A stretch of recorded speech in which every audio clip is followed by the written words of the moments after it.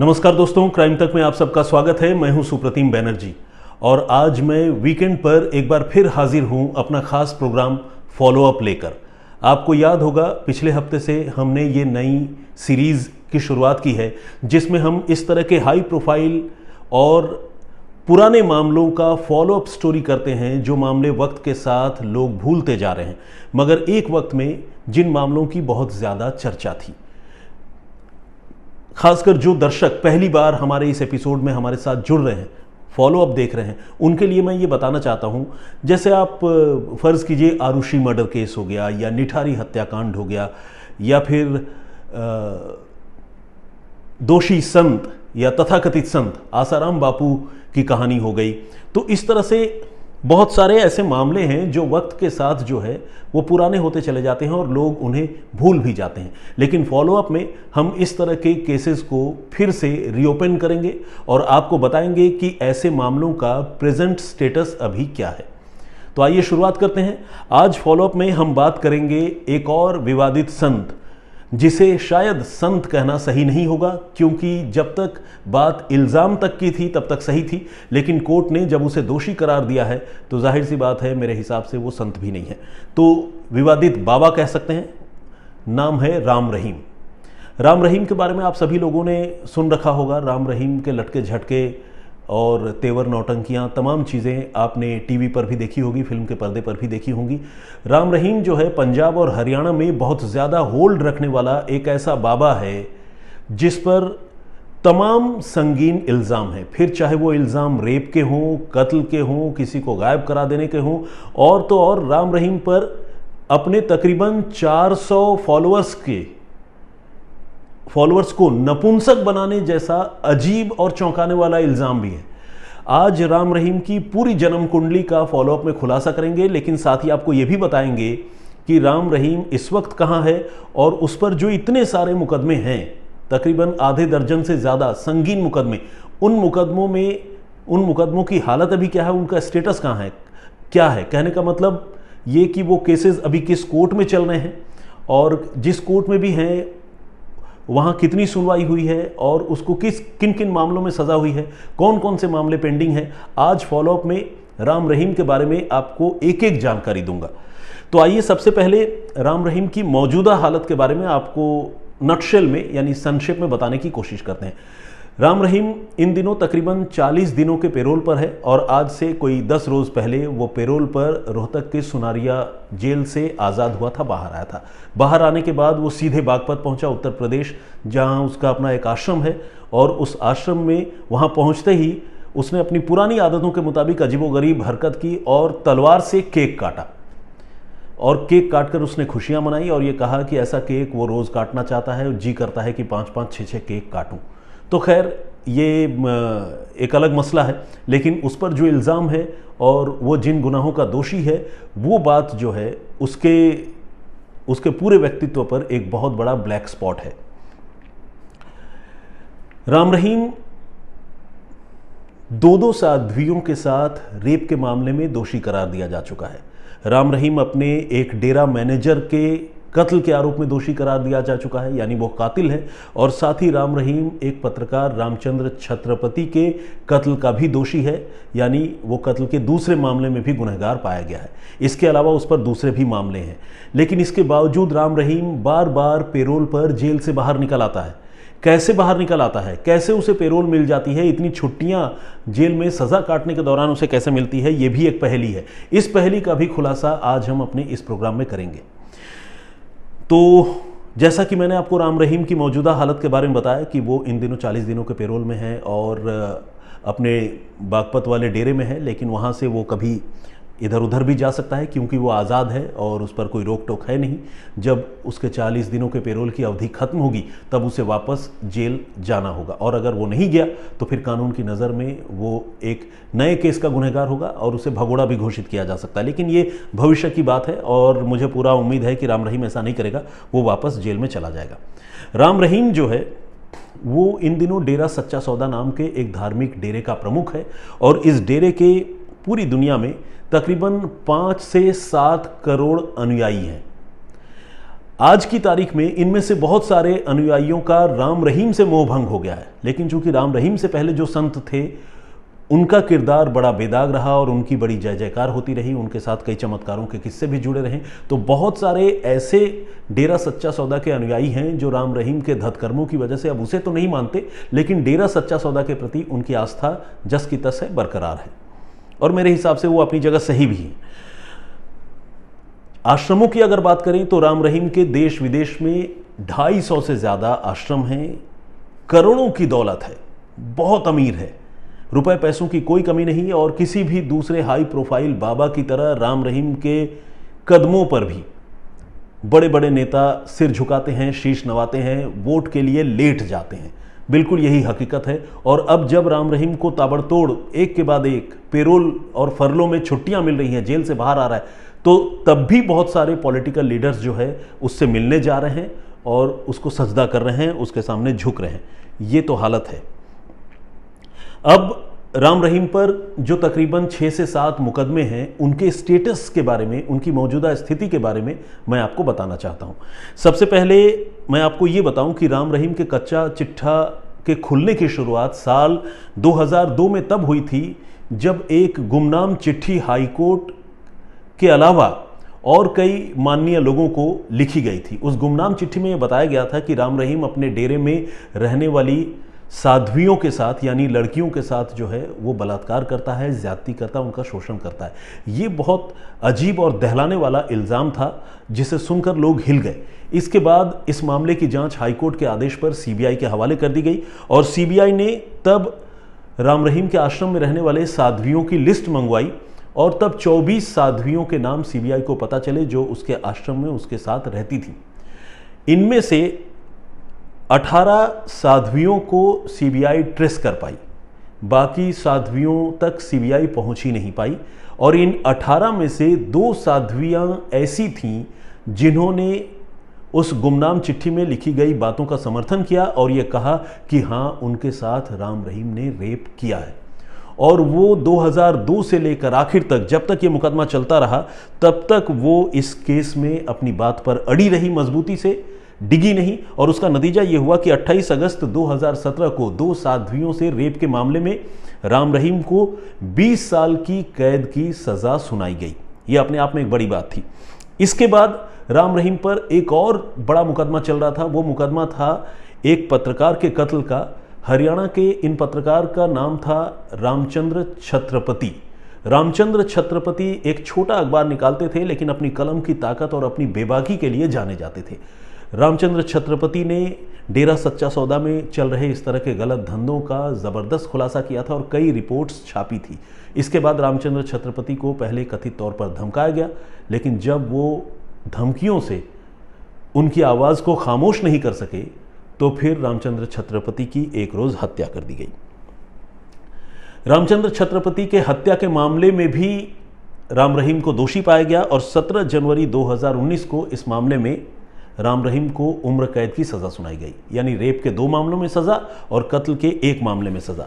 इसके बाद उसी डेरे का एक मैनेजर, फॉर्मर मैनेजर, पूर्व मैनेजर जिसका नाम रंजीत सिंह था, उस पर राम रहीम की निगाहें टेढ़ी हुई। राम रहीम को यह लगता था कि ये जो मैनेजर है ये मेरे डेरे की पोल पट्टी ज़माने में खोल देता है, लोगों को बता देता है। तो राम रहीम के साथ अब उसके रिश्ते धीरे धीरे खराब होने लगे। पहले उसे डेरे से निकाल दिया और फिर एक रोज़ रंजीत सिंह का भी कत्ल हो गया। रंजीत सिंह का कत्ल हुआ और उसके बाद वो केस भी चलता रहा। फाइनली रंजीत सिंह के कत्ल के मामले में राम रहीम को 18 अक्टूबर 2021 को दोषी पाया गया और उम्र कैद की सज़ा सुनाई गई, यानी रेप के 2 संगीन मामलों में दोषी, कत्ल के 2 संगीन मामलों में दोषी। और ये सारे मामले सीबीआई कोर्ट में चल रहे थे, यानी लोअर कोर्ट में, सेशंस कोर्ट में, और उन्हीं कोर्ट से राम रहीम को इन 4 मामलों में दोषी करार दिया गया। कुछ एक और अहम मुकदमे जो राम रहीम के खिलाफ दर्ज हैं उसके बारे में मैं आपको बताऊं।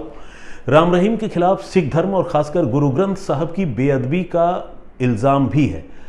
एक बार राम रहीम के एक डेरे के आसपास गुरु ग्रंथ साहब की कुछ फटे हुए पन्ने पड़े हुए मिले थे और इल्ज़ाम जो है राम रहीम और उसके अनुयायियों पर, कुछ खास लोगों पर लगा था जिन्होंने सिख धर्म का कथित तौर पर अपमान करने के लिए इस तरह से गुरु ग्रंथ साहब की प्रतियां जो है वो फाड़ी थी। ये इल्ज़ाम सामने आने के बाद और ये खबर सामने आने के बाद एक तरह से पूरे पंजाब और हरियाणा में भूचाल आ गया। आप समझ सकते हैं कि लोग अपने धर्म को लेकर कितना इमोशनल होते हैं, और जब उन्हें पता चलता है कि उनके धर्म का किसी ने अनादर किया है तो फिर वो किसी को नहीं बख्शते।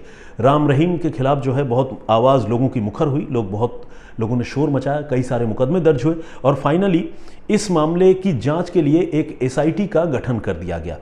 उस एसआईटी ने इस केस के सिलसिले में एक चार्जशीट जो है लोअर कोर्ट में फाइल की है और ये मुकदमा अभी चल रहा है।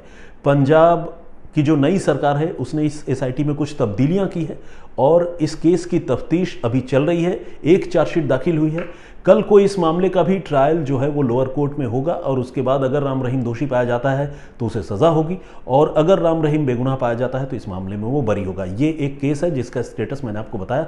एक और इल्ज़ाम राम रहीम पर था, वो ये था कि राम रहीम ने सिखों के जो 10वें गुरु हैं श्री गुरु गोविंद सिंह जी, उनके जैसी वेशभूषा एक बार बना ली थी, पहन लिया था। जिस तरह की पगड़ी वो पहनते थे या जिस तरह के अंदाज में वो रहते थे उसको कॉपी करने की राम रहीम ने कोशिश की थी और तब भी जो है राम रहीम की बड़ी तीखी आलोचना सिखों ने की और लोगों ने राम रहीम को बिल्कुल जिसे कहते हैं लाइन ऑफ फायर में लिया। बिल्कुल राम रहीम पर कई सारे आलोचनात्मक और निंदात्मक बयान राम रहीम के खिलाफ आए और राम रहीम के खिलाफ कई सारे शिकायतें भी दर्ज की गई। हालांकि उस मामले में राम रहीम ने किसी तरह सिखों की जो सर्वोच्च संस्था है अकाल तख्त साहिब, वहाँ माफ़ी मांगकर और वहाँ अपनी बात रखकर या सफाई देकर उस मामले से अपना पिंड छुड़ा लिया था। तो लेकिन अब अगर इन केसेस के मौजूदा स्टेटस की बात करें तो जैसा कि आप जानते हैं कि पहले जो 4 बड़े केस थे रेप और कत्ल के, वो सारे के सारे केस लोअर कोर्ट से डिस्पोज ऑफ हो चुके हैं। उसमें इसको दोषी पाया गया है, सज़ा दी गई है और वो सारे केस इस वक्त हाई कोर्ट में लंबित है। अब हाई कोर्ट में इसलिए लंबित है कि जितने भी मामलों में राम रहीम को दोषी पाया गया है उसने हाई कोर्ट में अपील की है कि इस मामले की दोबारा सुनवाई हो, इस मामले में वो बेगुनाह है। और जैसा कि आप जानते हैं अब हाई कोर्ट को उसकी सुनवाई करनी है, लेकिन हाई कोर्ट ने अभी किसी भी मामले में जो कंसर्न पार्टीज़ है, कहने का मतलब ये कि अगर रेप का मामला है तो साध्वी और उनके घर वाले, कत्ल का मामला है तो जो जिनका कत्ल हुआ उनके घर वाले, पुलिस, गवर्नमेंट, सबको नोटिस दिया जाता है। नोटिस सर्व करने के बाद जब सारे पक्ष कोर्ट में दोबारा आते हैं तो उस मामले की नए सिरे से सुनवाई चालू होती है। लेकिन अभी तक किसी मामले में, जहां तक मेरी जानकारी है, नोटिस नहीं हुआ है और ये सारे के सारे मामले हाई कोर्ट में लंबित हैं। जो केसेस लोअर कोर्ट में लंबित है उसका भी मैंने आपसे जिक्र कर दिया। अब राम रहीम के प्रोफाइल और उसके लटको झटकों के बारे में थोड़ा आपको बताऊं। हालांकि आप सभी जानते हैं, लगातार टीवी पर उसकी हरकतें देखते रहे हैं। राम रहीम जो है वो कई आश्रम चलाता है, लेकिन उसका जो सबसे अहम और ख़ास आश्रम है वो हरियाणा के सिरसा में है। बताया जाता है कि सिरसा के इस आश्रम में उसने अपने लिए खुफिया गुफा बना रखी है और ये बात जो है राम रहीम के आश्रम में पहले साधु या साध्वी के तौर पर रह चुके लोगों ने इसका खुलासा किया है। ये गुफा जो है उसका एक ऐसा अभेद्य ठिकाना है या किला है जहां उसकी मर्जी के बगैर कोई जा नहीं सकता।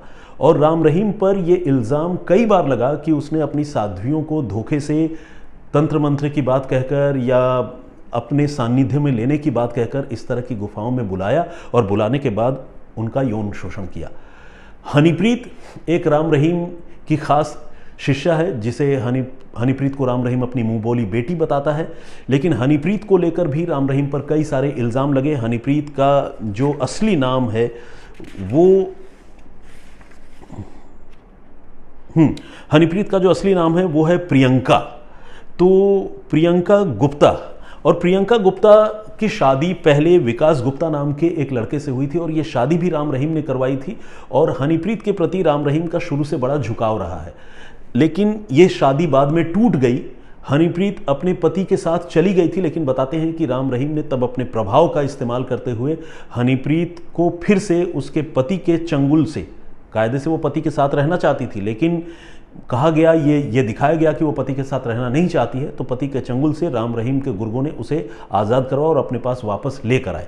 तो राम रहीम और हनीप्रीत के रिश्तों को लेकर भी कई सारे सवाल उठाए जाते रहे हैं, लेकिन ये सच है कि अभी भी हनीप्रीत राम रहीम के साथ है और हनीप्रीत को राम रहीम अपनी मुँह बोली बेटी बताता है।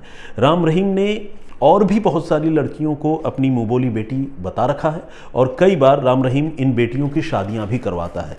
तो अगर देखा जाए तो राम रहीम और उसके आश्रम के हिस्से कुछ समाज सेवा जैसे समाज सेवा मूलक काम करने का श्रेय भी है, लेकिन अगर कोई समाज सेवा करता है तो उसकी आड़ में या उसकी ओट में उसे कानून हाथ में लेने या किसी का कत्ल करने या किसी का रेप करने की छूट या इजाज़त नहीं दी जा सकती। ये बात राम रहीम को भी समझ लेनी चाहिए थी, और चूंकि राम रहीम और उसके खास गुर्गों ने ये बात नहीं समझी तो उसका असर ये हुआ कि आज वो जेल में चक्की पीस रहा है। ये और बात है कि राम रहीम बार बार अपने प्रभाव का इस्तेमाल करते हुए जेल से बाहर आ जाता है, चाहे वो पेरोल के ज़रिए आए या फरलो के ज़रिए आए। अब आइए उसके बाहर आने का ये जो खेल है इसके बारे में थोड़ी बातचीत करते हैं। 2022 में राम रहीम 91 दिनों तक, यानी साल में 365 दिन होते हैं, 91 डेज वो पेरोल पर जेल से बाहर रहा, जबकि उस पर एक नहीं कई कई मुकदमों में उसको सज़ा हो चुकी थी। इसी तरह इनमें वो फरवरी में 21 दिनों तक पेरोल पर रहा, और जब 21 दिनों तक पेरोल पर रहा, आप एक इत्तेफाक देखिए या आप कहिए कि कनेक्शन देखिए। जब फरवरी 2022 में वो 21 दिनों तक पेरोल पर रहा, उस समय पंजाब में विधानसभा चुनाव होने वाले थे। इसके बाद फिर से वो जून में 30 दिनों के लिए बाहर आया, और जब वो 30 दिनों के लिए पेरोल पर बाहर आया तब हरियाणा में नगर पालिका के चुनाव होने वाले थे। इसके बाद अक्टूबर में पिछले साल वो फिर से 40 दिनों के लिए बाहर आया, तब हरियाणा के आदमपुर में और हिमाचल प्रदेश में विधानसभा चुनाव होने वाले थे। आदमपुर में उपचुनाव होना था और हिमाचल प्रदेश में चुनाव होना था। अब आप ये सोचिए कि आखिर ये राम रहीम ठीक चुनाव से ऐन पहले पेरोल लेकर बाहर कैसे आ जाता है। विपक्षी जो दल है, अगर उनके इल्ज़ामों पर यकीन करें तो ये सब कुछ होता है बीजेपी सरकार की वजह से, जिसका हरियाणा पर राज है। बीजेपी की सरकार राम रहीम को पेरोल देने के मामले में दरियादिली दिखाती है ताकि राम रहीम अपने अनुयायियों से ये कहे कि वो अपना वोट बीजेपी को दे, और बीजेपी चुनाव जीतने के लिए राम रहीम को पेरोल पर आज़ाद करा देती है। ये इल्ज़ाम विपक्षी पार्टियां बार बार बीजेपी पर लगाती रही है। हालांकि हरियाणा की जो सरकार है वो कहती है कि पेरोल से उसका कोई लेना देना नहीं है, कोई अलग से फेवर नहीं किया जाता, बल्कि पेरोल एक रूटीन की प्रक्रिया है जिसके तहत सभी जो मुजरिम हैं यानी सजायाफ्ता कैदी हैं उनको उनके हिस्से का, उनके हक का पेरोल मिलता है। हालांकि ये भी सच है कि ऐसे बहुत सारे कैदी हैं जिनको पेरोल मिलना तो बहुत दूर की बात है, सज़ा पूरी होने के बाद उन्हें जेल से पूरी होने के बाद भी आज़ादी नहीं मिलती, और यहाँ ये राम रहीम है कि बार बार पेरोल पर बाहर आ जाता है। अब पेरोल से जुड़े नियम कानूनों की थोड़ी बात कर लेते हैं। पेरोल और फरलो जो है वो बेसिकली हर सजायाफ्ता कैदी को मिलने वाले कुछ छुट्टियां हैं जो जेल से मिलती हैं, और इसमें कुछ टर्म्स एंड कंडीशन होते हैं, जैसे उनका व्यवहार कैसा रहा, पहली बार पेरोल में छूटा तो बाद में वो वापस आया या नहीं आया, इस तरह का मामला है। हरियाणा सरकार ने खास तौर पर एक कानून में तब्दीली भी की थी, और 11 अप्रैल 2022 को हरियाणा सरकार ने पेरोल को लेकर एक नया कानून बनाया था, और इस कानून के मुताबिक जो हार्डकोर क्रिमिनल नहीं है उन्हें पेरोल जो है हरियाणा सरकार ने आसानी से देने की बात कही थी, यानी जब जब वो पेरोल की बात करें तो उन्हें पेरोल ग्रांट किया जाए। और देखा जाए तो हरियाणा सरकार के कानूनों के मुताबिक या हरियाणा सरकार के बही खातों में इतने जघन्य और संगीन इल्ज़ामों के बाद और दोषी पाए जाने के बाद भी राम रहीम को हरियाणा सरकार हार्डकोर क्रिमिनल नहीं मानती है, और यही हार्डकोर क्रिमिनल नहीं मानने की वजह से राम रहीम जो है अक्सर पेरोल पर बाहर आ जाता है। कभी वो जो है अपने बीमार माँ को देखने के नाम पर बाहर आता है, कभी गोद ली हुई बेटियों की शादी कराने के नाम पर आता है, कभी अपने खेतीबाड़ी के नाम पर बाहर चला आता है, और कभी कहता है कि वो जो है अपने डेरे के जो संस्थापक हैं शाह सतनाम साहब उनकी जयंती मनानी है तो वो बाहर आ जाता है। इस बार वो शाह सतनाम जी की जयंती मनाने के लिए बाहर आया है और 40 दिनों तक जो है आज़ादी के मज़े लूट रहा है। जाहिर सी बात है जब जब वो पेरोल पर बाहर आता है तो जो लोग राम रहीम के सताए हुए हैं उन सारे लोगों को अच्छा नहीं लगता, और जो लोग कानून पसंद लोग हैं जो चाहते हैं कि कत्ल और रेप जैसे संगीन गुनाहों को अंजाम देने वाले लोगों के साथ सख्ती होनी चाहिए, उन्हें कड़ी सज़ा मिलनी चाहिए, उन लोगों को भी राम रहीम का यूं बार बार पेरोल पर छूट कर आना अच्छा नहीं लगता है। तो खैर क्या कर सकते हैं, कानून है तो कानून से बचने के तौर तरीके और रास्ते भी हैं, और ऐसे जो प्रभावशाली लोग हैं उन पर कहीं ना कहीं सरकार की मेहरबानी होती है, और वो सारी चीज़ें वक्त बेवक्त जो है वो नज़र आती हैं, दिखती हैं। मैं इस केस की बात करूं या दूसरे केसेस की बात करूं, इस केस में तो खैर राम रहीम बार बार वापस बाहर आ ही रहा है और जो विपक्षी पार्टियां हैं वो बीजेपी सरकार पर इल्ज़ाम लगा ही रही है। तो ये है राम रहीम की पूरी जन्म कुंडली। राम रहीम जो है वो डेरा सच्चा सौदा का मौजूदा डेरा प्रमुख है। इतने सारे इल्ज़ाम लगने के बावजूद वो डेरे की गद्दी पर जो है बिल्कुल पूरी ताकत से काबिज़ है, उसको हटाने के बारे में कोई सोच भी नहीं सकता। और डेरा सच्चा सौदा की शुरुआत जो है वो आज से कई साल पहले 1968 में शाह मस्ताना जी के द्वारा की गई थी। वो बहुत पहुँचे हुए संत थे और उसके बाद जो है एक और उनके डिसाइपल यानी अनुयायी जो है इस डेरे के फॉलोअर बने और डेरे के हेड भी बने बाद में। और इसके बाद फिर बारी आई राम रहीम की, जो तीसरे नंबर पर उस डेरे की कमान उसने संभाली। लेकिन अपने पुराने गुरुओं के मुकाबले राम रहीम की छवि काफ़ी ख़राब है और सिर्फ एक होता है ना कि कहीं सुनी बात कि अरे किसी ने कुछ भी कह दिया, लोग तो किसी पर कोई भी इल्ज़ाम लगा देते हैं, लेकिन राम रहीम के मामले में ऐसा नहीं है। आप देख सकते हैं कि जब एक से बढ़कर एक संगीन मामलों में एक के बाद एक उसे सज़ा मिलती जा रही है, तो हम सिर्फ ये नहीं कह सकते कि राम रहीम पर सिर्फ इल्ज़ाम है, बल्कि सच्चाई ये है कि कानून की नज़र में राम रहीम जो है एक सज़ा याफ्ता मुजरिम है और उसकी जगह जेल में है, ठीक वैसे ही जैसे आसाराम की है। आसाराम भी जेल में बंद है। तो पिछली बार हमने आसाराम या आसाराम बापू जो भी कह लें उसके बारे में हमने आपको फॉलोअप में अपडेटेड स्टोरी बताई थी और इस बार हमने राम रहीम के बारे में आपको तफसील से सारी जानकारी दी। राम रहीम पर हमारा ये एपिसोड और ये सारी जानकारियाँ आपको कैसी लगी, ये आप प्लीज़ इस वीडियो के नीचे कमेंट बॉक्स में लिखकर ज़रूर बताइएगा। मुझे आपके हर एक कमेंट का इंतज़ार रहता है, हर एक फीडबैक का इंतज़ार रहता है। साथ ही ये भी बताइएगा कि और कौन कौन से मामले हैं जिन पर हम अपने इस प्रोग्राम में बात कर सकते हैं, जिनकी चर्चा कर सकते हैं।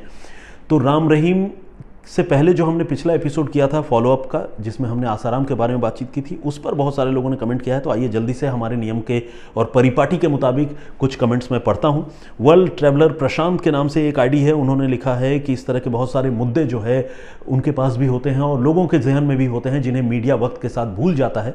तो इस तरह के मुद्दों को उठाना जो है एक अच्छी बात है। वो उन्होंने कहा है कि वो जो है हमें रिमाइंड कराते रहेंगे और बताते रहेंगे। थैंक यू वेरी मच प्रशांत। ईश्वर भरने, इन्होंने भी आसाराम का एपिसोड देखकर उसकी बड़ी तारीफ़ की। बहुत सारे लोगों ने मुझे ये कहा कि आसाराम जब एक गुनहगार है, उसे सज़ा मिल चुकी है, तो मैं बार बार आसाराम बापू क्यों कह रहा हूँ। देखिए, बापू कहने के पीछे मेरे मन में आसाराम के प्रति कोई अलग से श्रद्धा वाली बात नहीं है। आसाराम बापू एक उसका नाम चला आ रहा है, वक्त के साथ उसका नाम पड़ गया है। तो भले एक रेपिस्ट या किलर के तौर पर उसकी छवि कितनी भी खराब हो, लेकिन नाम जो है सो है। तो मैं बस यही कहना चाहता हूँ एज अ जर्नलिस्ट, न तो मेरे मन में अलग से किसी के प्रति कोई नफरत है और न ही मेरे मन में अलग से किसी के प्रति कोई सम्मान है।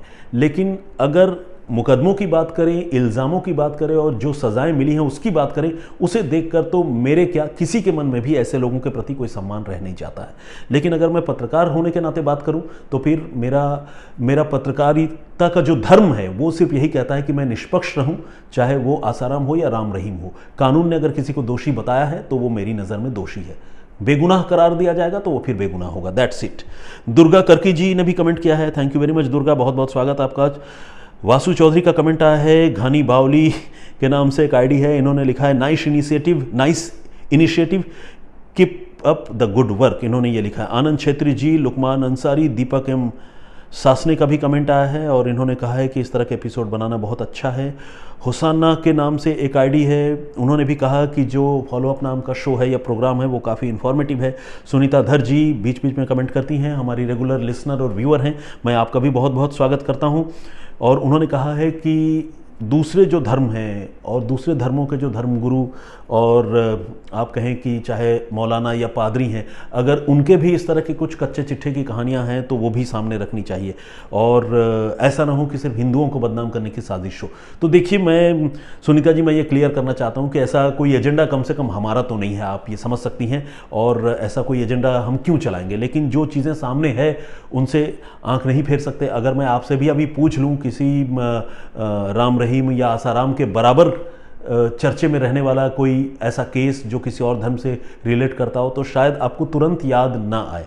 इसके पीछे सिर्फ ये बात नहीं है कि कोई एक खास धर्म विशेष को टारगेट किया जा रहा है, बल्कि इसके पीछे ये बात भी है कि चूंकि हिंदुओं की आबादी इस देश में ज़्यादा है तो हिंदुओं के आश्रम और बाबा भी ज़्यादा है, और दुर्भाग्य से ऐसे डपोर शंखी बाबाओं की भी कोई कमी नहीं है जो इस तरह की हरकतों को अंजाम देते हैं, अपने ही अनुयायियों को जो है वो अपना शिकार बनाते हैं। तो इनके बारे में बात तो होनी ही चाहिए, चाहे वो किसी भी धर्म के हों। खैर, बाकी बोलते राजा के नाम से एक आईडी है और ये बता रहे हैं कि ये छिंदवाड़ा से हैं और आसाराम के आश्रम में अभी भी नशे की तस्करी होती है, इन्होंने जानकारी दी है। शिवांगी ठक्कर ने कमेंट किया है और इन्होंने कांग्रेट्स कहा है, thank you very much. Syed Salman, Pawan Kumar, Rishi Shekhar, Vineet, इन्होंने कहा है कि अंदाज़ बहुत अच्छा है, इस तरह जो मैं बातें रखता हूँ उन्हें अच्छी लगती हैं। प्रदीप सिंह नैन ने भी अपना कमेंट किया है। भरत गायकवाड़, प्रेरणा कृष्णा, नदीम अकरम, हरलीन रंधावा, उदय शंकर, गोपाल रावत, विवेक सिंह, रमन रामदनी छाया। एनीवे, मैं फर्स्ट नेम ठीक से पढ़ नहीं पा रहा हूँ, तो अगर हो सके तो आप अपना नाम क्लियरली एक बार लिखिए। हरचंद राम जी का भी कमेंट आया है, बहुत बहुत स्वागत आपका। बाबूराम जी हैं। अजिंक्या धरन गांवकर, मराठी मानुष हैं, सरनेम से ऐसा लग रहा है, बहुत लंबा चौड़ा नाम है, स्वागत आपका। मदन बिष्ट जी हैं। CPO Nath, Charanjit Chhabra, Kailash Chandra, R K Rajput, Vijendra जी, गीता शर्मा, शशि कुमार, प्रिया संजय। अब मैं कुछ कमेंट्स जो है वो रैंडमली स्क्रॉल करके ऊपर बढ़ जाता हूँ और फिर पढ़ता हूँ। जोगेंद्र सिंह जी का भी कमेंट आया है, राजा राजा के नाम से आईडी है, उन्होंने भी कमेंट किया है। उन्होंने कहा है कि हाँ, जैसे राजा राजा ने ही कहा है कि ऐसे बाबा को बापू कहना गलत है, और मैंने इस पर अपनी बात क्लियर कर दी है ऑलरेडी, बापू मैं क्यों कह रहा था। प्रकाश पनिया ने भी कमेंट किया है, इन्होंने गुड लक कहा है, नाइस एपिसोड, और धन्यवाद भी लिखा है, thank you very much. Salim Khan साहब का भी कमेंट है। साजिद अली, यो वीडियोज़, इंद्रजीत कतीरा और शेखर गुज्जर। इस तरह से और भी सैकड़ों लोगों ने कमेंट किया है, और फॉलोअप नाम की ये जो नई शुरुआत या न्यू इनिशिएटिव जो हमने शुरू की है, इसकी लोगों ने बड़ी तारीफ़ की है। आप लोगों की तरफ से बड़ा पॉजिटिव रिस्पांस मुझे मिला है, मैं इसके लिए थैंकफुल हूँ, बहुत शुक्रगुजार हूँ आप सारे लोगों का। प्लीज़ आप इसी तरह से मेरे वीडियोज़ को देखते रहें, अपनी राय देते रहें। अगर वीडियो थोड़ी भी अच्छी लगे तो लाइक करना ना भूलें। और एक ख़ास बात वो ये कि फॉलोअप के लिए, चूंकि ये प्लेटफॉर्म या क्राइम तक हम एक फैमिली वाली बात करते हैं बार बार, तो इसीलिए फॉलोअप के लिए स्टोरीज सजेस्ट करना भी आप ना भूलें। आप लोगों ने ही मुझे कई बार कमेंट में ये लिखा, जब पिछला एपिसोड हमने अपलोड किया उसके कमेंट बॉक्स में आप में से बहुत सारे लोगों ने राम रहीम के बारे में जानने की ख्वाहिश जताई। जैसे मैं देख रहा हूँ शिवा माते हैं, बंटू पठान है, और भी बहुत सारे लोग। मैं रैंडमली स्क्रॉल कर रहा हूँ तो दिख रहा है कि राम रहीम के बारे में बताइए, तो इसीलिए राम रहीम का एपिसोड मैं लेकर आया। अब आप कौन से और बड़ी मर्डर मिस्ट्री या कौन से बड़े केस के बारे में जानना चाहते हैं जिसके करंट स्टेटस से या करंट सिचुएशन से मैं आपको वाकिफ़ कराऊं, तो प्लीज़ उसका जिक्र कीजिए, मैं वो स्टोरी रिसर्च करके आप लोगों के लिए लेकर आने की कोशिश करूंगा। फिलहाल मुझे इजाज़त दीजिए, और फॉलोअप में अगले हफ्ते फिर मिलेंगे किसी और बड़े और ख़ास केस के लेटेस्ट अपडेट के साथ। तब तक आप लोग अपना बहुत ख्याल रखिए, सुरक्षित रहिए। जय हिंद, जय भारत।